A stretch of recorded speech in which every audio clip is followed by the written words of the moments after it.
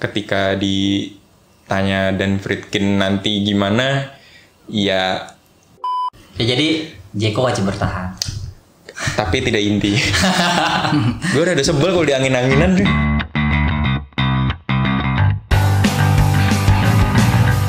Yo, balik lagi di Espresso, sebuah obrolan sedikit pahit tapi ditemani oleh Bung Bung dari Roma Klub Indonesia. Thank you. Depok. Oh, ini sebelum kita ngobrol-ngobrol lebih lanjut nih, gue pengen tahu nih.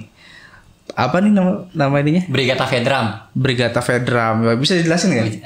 Brigata Vedram ini sebenarnya ini nama dari V-nya nih Vempi. Ininya ini D-nya ini Dan, RAM-nya ini Rama. Ini Vempi dan Rama ini salah satu Founder. Bukan founder, apa ya? Ya pelopornya. Iya pelopor lah bisa dibilang. Okay. Pendiri sepuh. Nah jadi makanya kita bikin Brigata Vedram. Gitu. Oh jadi asal namanya itu ya? Vempi dan Rama. Halo Om Fem dan Om Ram. Sempat kemarin saya ajak, cuman sibuk. Sebenarnya saya ngajak. Oh yang Mas Rama ini? Iya, sama Om Vempi juga sebenarnya ngajak, cuman sibuk. Nggak sempat. Oke nih, sebenarnya kita ngundang teman-teman dari Romanis ini alasannya udah jelas nih. Ya. Karena salah satu klub yang baru habis ganti pemilik. Oh iya. Betul. Nah, kemarin ini kan sempat ada dipegang sama seorang pengusaha Amerika ya, yang cukup ya banyak yang suka, banyak yang benci juga sama orang ini, yaitu James Pallotta ya. Yeah. Ada beberapa poin yang sebenarnya gue garis bawahin. Sebenarnya tadi kita sempat ngobrol juga ya di luar ya soal gimana Pallotta ini membranding Roma gitu. Branding Roma terus di media sosialnya dia menggait si Paul Roger ya buat maintain admin medsosnya, dan Roma ini salah satu admin akun medsos bahasa Inggris yang paling unik lah di Serie A. Ya kan? Terutama di Twitter. Nah, itu kan masih masuk di era Pallotta lah. Itu sisi positifnya nih. Sisi positifnya. Sekarang mau tanya nih abang-abang ini, yang kekurangan dari semasa Pallotta ini apa aja, Bang? Nah, Dedi dulu nih. Kayak banyak unek-uneknya Dedi. Silakan dikeluarin. Saya unek-uneknya ya. Banyak sih. Salah satunya udah pasti lah ngejual pemain-pemain ya yang player yang harusnya bisa diandalkan untuk jadi juara kan. Alisson, Salah, terus kemarin siapa tuh? Alisson, Salah, terus siapa lagi Dok? Yang banyak mahal-mahal tuh banyak ya Dok ya. Pjanic. Oh Pjanic. Kayak yang sempet kita cinta hilang. Strootman ya. Nenggolan tapi dapatnya Janyol. Bagus. Ya gitu lah salah satunya. Lamela. Itu. Oh iya. Nah, Paredes. Waduh, Marquinhos. Justru bingung kalau ditanya yang gak ngejual, dijual semua. Kita nih mengandai-andai nih. Misalnya masih ada Marquinhos, masih ada Paredes, masih ada Pjanic, Nenggolan, terus di depan masih ada Salah. Di belakang Manolas lah. Waduh, Benatia, Manolas. Ini kira-kira gimana nih Roma nih? Sebenarnya Scudetto kaliber sih. Itu Scudetto kaliber dan bisa champion. Final champion di semifinal bisa lah. Tapi ya, balik lagi namanya tim kan harus selalu bersama ya. Nggak bisa setahun ganti. Yeah. Kayak lu bayangin aja kita punya 3 midfielder gahar gitu, Pjanic, De Rossi dan Nainggolan itu dalam satu tim. Itu kalau kita bertahan lama itu pasti akan banyak yang di-chip. At least ada Coppa Italia lah dapat gitu kan. Iya, Coppa. Ya, tapi namanya bisnis. Kembali ke bisnis, Bang. Berarti dari Bang Dedi ini penyesalannya kayak karena jual-jual pemain kunci lah. Itu sebenarnya pemain kunci loh. Kunci banget. Bukan kunci lagi. Nah, dari rekrutannya sendiri mungkin dari Bang Aldo nih. Menilai kinerja rekrutan yang didatangkan oleh semasa Pallotta ini. Sebenarnya masalah rekrutan itu harus disambungin dengan kemauan Dirtek sama pelatih sih. Ya, setuju. Yang gue sayangkan ada beberapa yang memang ketika kita ngejual pemain itu gantinya tidak sepadan. Itu aja sih. Lebih parah dari tidak sepadan itu tidak sesuai posisinya, kayak maksain gitu loh.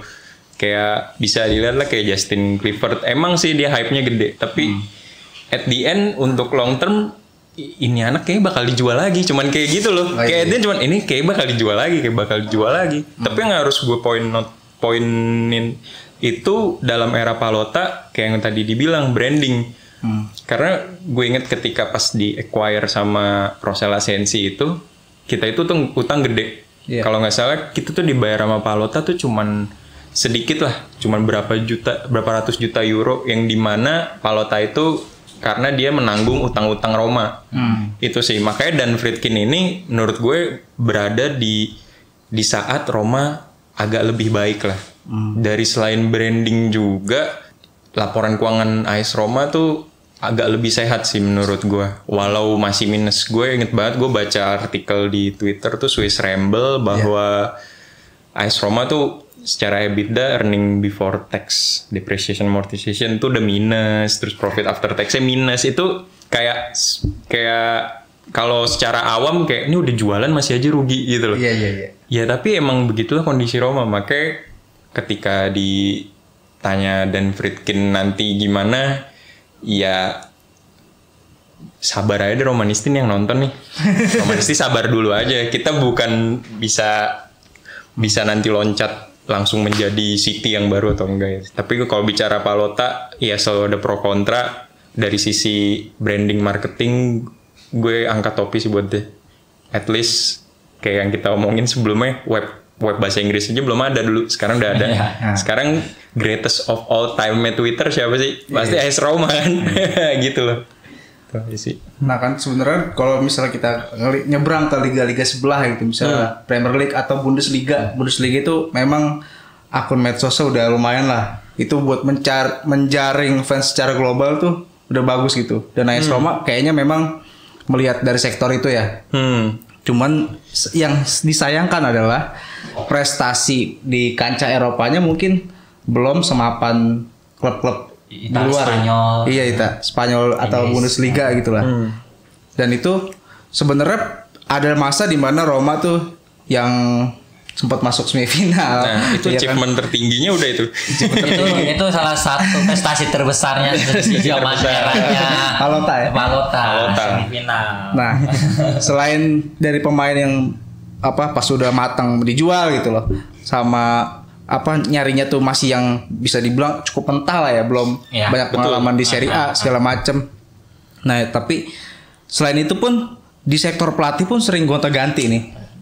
Ini yang mungkin bikin pemain juga adaptasi agak lamban ya. Tapi kalau yang gue lihat dari beberapa tahun belakangan lah, sebenarnya waktu Inter mendominasi pas Juve habis Calciopoli kan yang lumayan mengganggu kan AS Roma loh.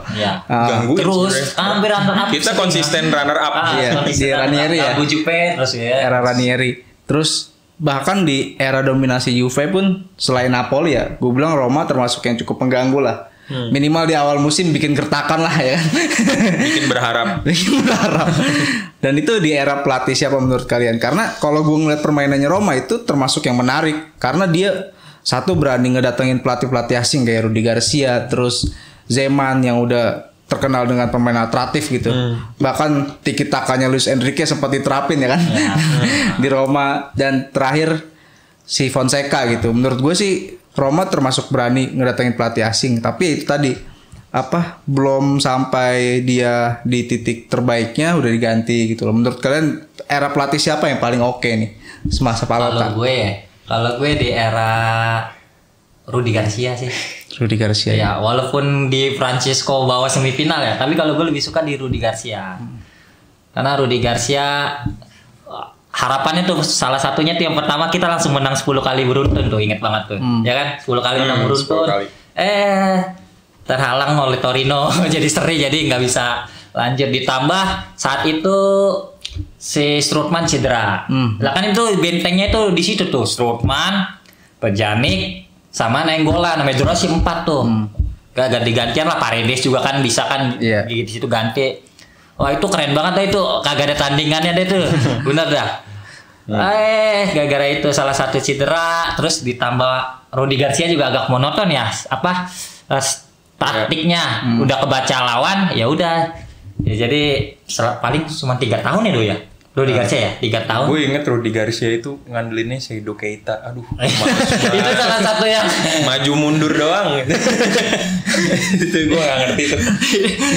itu.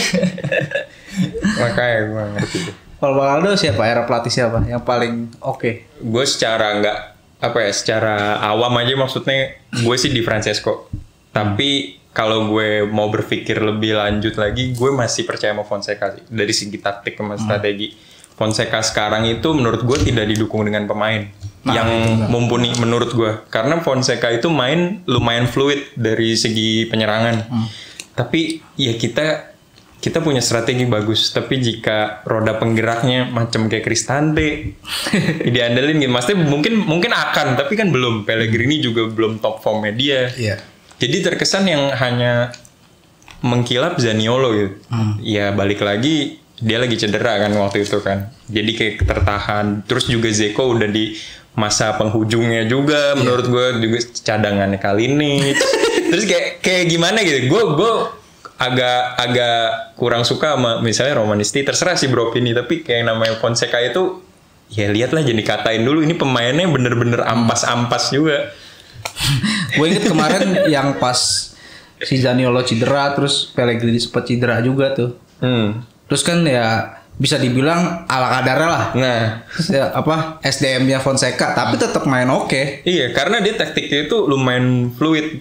Terus juga dia nggak dibilang keras kepala, nggak. Dia kemarin sempet ganti jadi 3 back kan, formasi 3 back. Banyak dia ganti-ganti formasi. Menurut gue Fonseca itu lumayan inovatif, terus juga berani. Tapi ya dari sisi awam gue, sisi cuman cintai Roma, ya gue suka di Francesco lah, karena bawa ke semifinal gitu.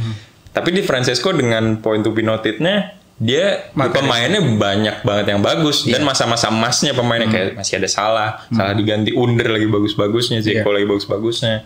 Ya agak sulit sih kalau penuh perhitungan mikir siapa yang bagus, tapi ya itulah jawaban gue. Tapi kalau Fonseca kan karena baru setahun ya, kita nggak bisa lihat.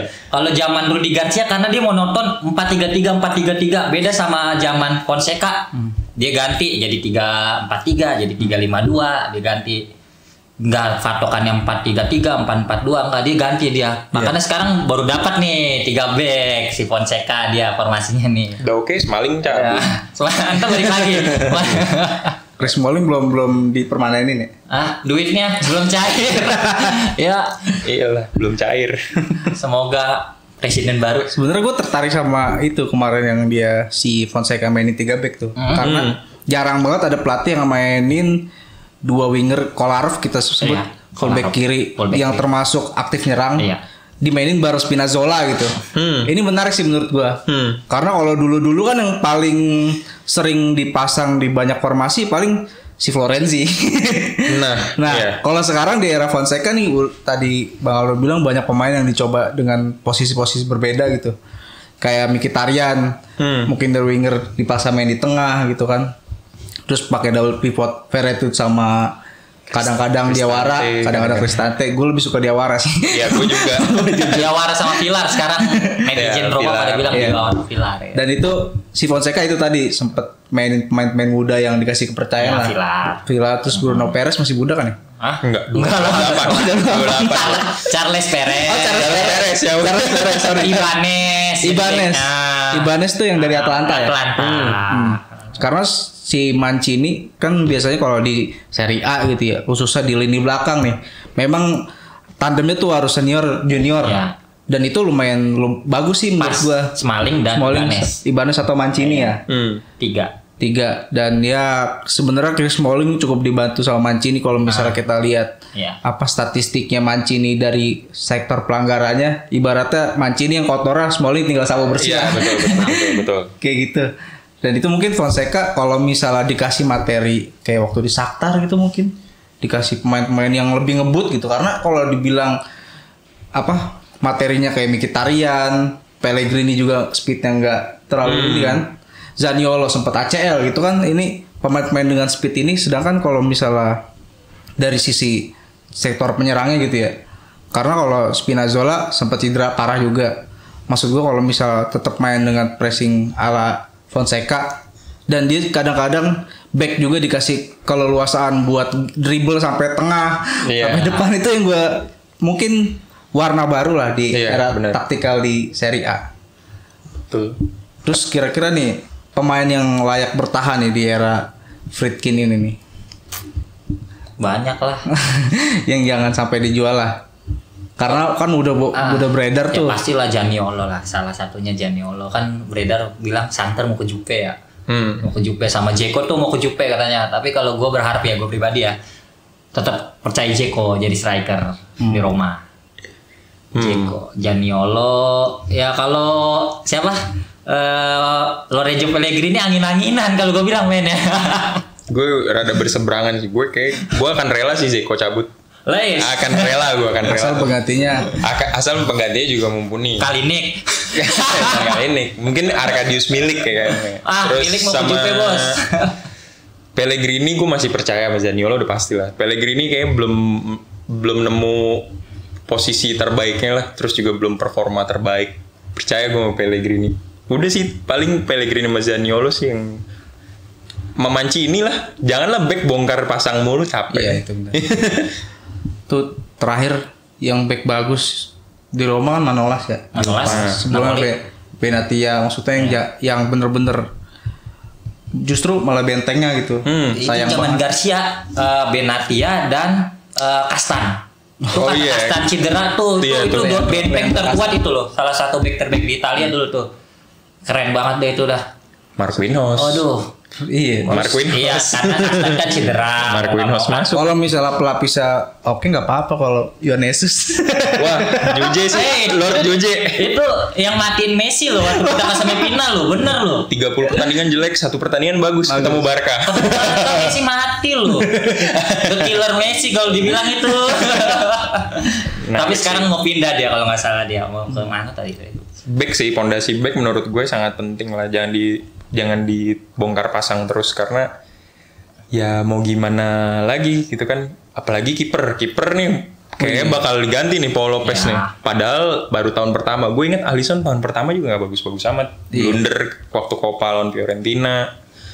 Lagi pula Roma itu punya salah satu pelatih kiper terbaik, Savorani kalau salah namanya. Nah itu dia itu melahirkan kembali Szczęsny, melahirkan Alisson. Menurut gue Paul Lopez itu ya memang masih adaptasi lah. Memang kayak kesalahan yang nggak bisa dimaafin kayak Derby della Capitale blunder, terus kayak positioning masih jelek. Ya anggap aja itu tahun pertama lah. Iya, maksudnya jangan terlalu buru-buru. Kalau emang ganti, ya ganti yang jelas gitu. Kayak Krakno mungkin. Nah, Meret mungkin kan. Nah, kayak Paul Lopez, karena gue pernah ngalamin Roma punya kiper super bapuk, siapa namanya tuh, Goicoechea tuh. Waduh, gila itu parah, itu lebih parah. Stekelan berkaja yang bagus di Anda, di Ayak bagus di Roma. Maksudnya gitu loh. Terus juga achievement Roma sekarang enggak not bad lah menurut gue, pretty decent, lumayan lah untuk peringkat 5 dengan squad muda, sekalinya muda ada tua banget Dzeko di depan. Menurut gue lumayan sih achievementnya. Ya jadi Dzeko wajib bertahan. Tapi tidak inti. Gue rada sebel kalau diangin-anginan deh, sumpah. Karena dia papan pantul doang jadinya. Nah itu kan kalau tadi bicara transfer nih, berarti kan itu kinerja direktur olahraga lah ya. Di antara Monchi sama Petracchi nih siapa yang lebih bagus? Ini perlu ditanya. Monchi dan Petracchi. Gila, perlu ditanya. Kalau Petracchi kan baru. Kalau Monchi udah agak lama. Tapi kalau dilihat dari hasil penjualannya Monchi, oke lah. Hasil penjualan. Pembelian dan penjualannya juga kan ada kan. Karena kemarin dia beli Sevilla tuh pembelian termahal Konde kalau nggak salah backnya. 25 juta euro, juara Europa League. Itu beda tim aja, emang punya DNA Europa League deh. Liganya dia lah ya. Gue lebih masih prefer ke Petracchi karena belum terbukti juga kan. Dengan source, karena gue yakin ya dengan source yang dikit masih Palota, terus juga gunjang-gunjing kepemilikan AS Roma. Siapa sih yang mau ngeluarin budget gede-gedean gitu di saat dia pengen keluar dari Roma ya. Palota dalam masa mau cabut, ya Petracchi belum teruji sih. Tapi kalau Monchi gue enggak deh. Lebih ke Sabatini gue malah. Yang sebelumnya lagi Iya. itu bener-bener ngambil pemain gak jelas tiba-tiba dijual 40, 30. Nah ini terakhir nih mungkin untuk harapan di pemilikan baru nih si Dan Friedkin ini, karena kalau dari mungkin kalau yang tahu lini usahanya Friedkin nih seharusnya sih menjanjikan ya. Gimana menurut Bang Ledi tentang bos baru nih? Harapannya sih pertama dia ini dulu ambil hati fans dulu, itu salah satu yang penting tuh. Kurvasut hatinya gila-gila loh. Dia maunya kan yang wah, makanya kita Roma kalah sedikit aja langsung dicaci apa karena memang maunya yang langsung oke gitu kalau ultras kan. Makanya salah satunya pertama ngambil hati tifosinya dulu ultras. Setelah itu baru lah ya. Baru manajemen diperbaiki. Ya salah satunya kembalikan Totti. Waduh. Kembalikan Totti di manajemen. Totti kan bilang kalau Roma di zaman Palota udah enggak, dia bakal balik katanya sih. Siap dipanggil kapan aja. Iya. Siap dipanggil kapan aja. Kalau bisa sekalian buka usaha agen pemain. Iya. Ya kalau bisa sekalian nama De Rossi juga masuk gitu. Kalau Bang Aldo? Harapannya mungkin lebih ke, iya benar sih, deket sama ultras, terus juga cinta sama sepak bola dulu sih. Karena gue melihat kayak Palota, gue secara fans layar kaca gue ngeliat Palota kayak jarang dateng, cuman kayak hype man doang gitu. Tiba-tiba datang pas semifinal, pas masuk semifinal tiba-tiba nyebur kayak terlalu banyak gimmicknya gitu.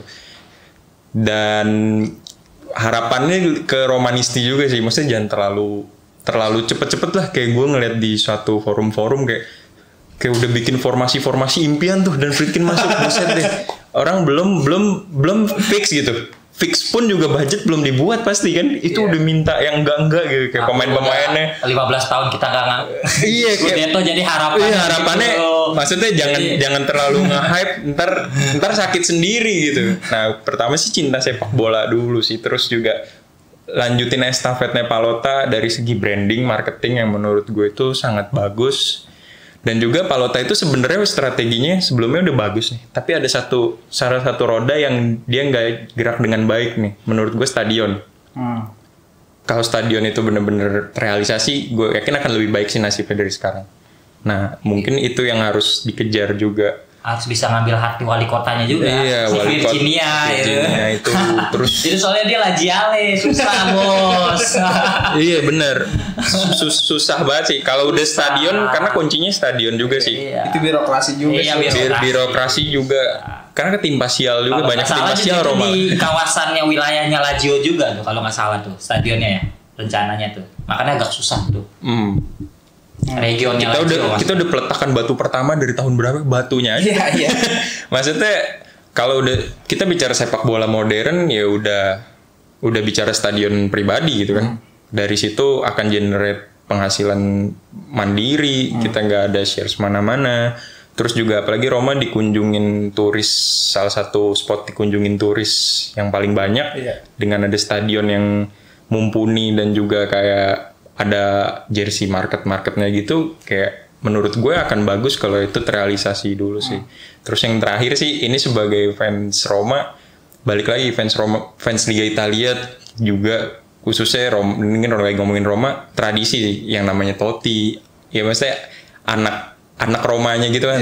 Itu kemarin pas banget masa-masa penghujung mereka resign pensiun di masa Palota itu nggak baik-baik ya, dengan tidak baik-baik gitu. Sampai Totti aja press conference keluar dari udah pensiun, terus keluar dari kepengurusan, dia press connya nggak di Roma, dia nyewa tempat lain. Itu kan kayak buruk banget lah untuk citra klub juga menurut gue nggak tahu siapa yang bener, tapi sebagai fans Roma ya tradisi boleh dilanjutin lah, tapi tetap realistis. Maksudnya kayak lo Florenzi emang anak Roma gitu, tapi kalau emang mainnya nggak bagus ya ngapain juga ya. Gitu loh. Itu sih menurut pandangan gue. Oke, ada tambahan? Iya tambahannya banyak sih, cuman yang biasanya yang gitu dari Terlanjut nanti aja ya. Ya siap. Untuk sesi ini kita cukupkan sampai di sini. Ciao.